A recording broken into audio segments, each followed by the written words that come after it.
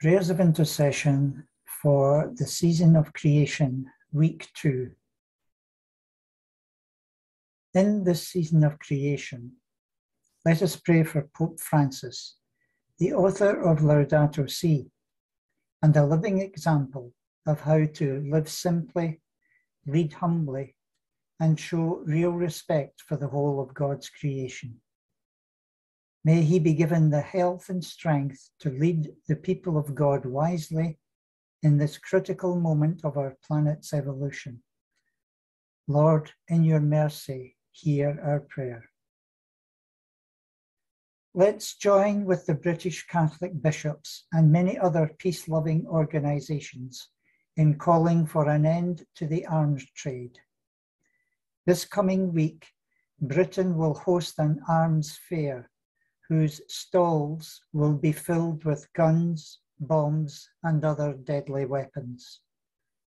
Let's reflect on the gospel message of loving our enemies and speak out against an economy which deals with death and destruction. Lord, in your mercy, hear our prayer. For all those who are set to lose the £20 top-up of universal credit, which is scheduled to stop at the end of September. Let's remember Jesus' message to his followers.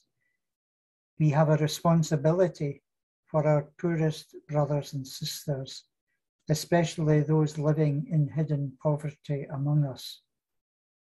Let us pray, let us act, and let us donate what we can, knowing that what we do to help the least of our neighbours, we are doing to Christ present among us. Lord, in your mercy, hear our prayer. For ourselves, our children, and our children's children. There is no future for any of us if we continue with our present lifestyles.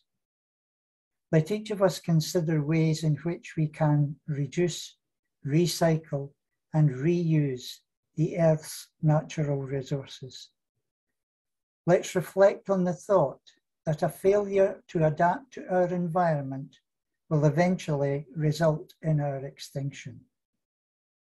Lord, in your mercy, hear our prayer.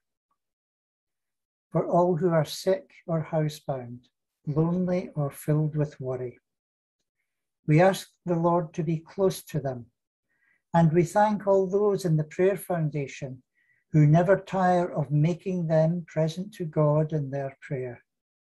Lord, in your mercy, hear our prayer. For all who have died, and for those left to mourn them, in particular,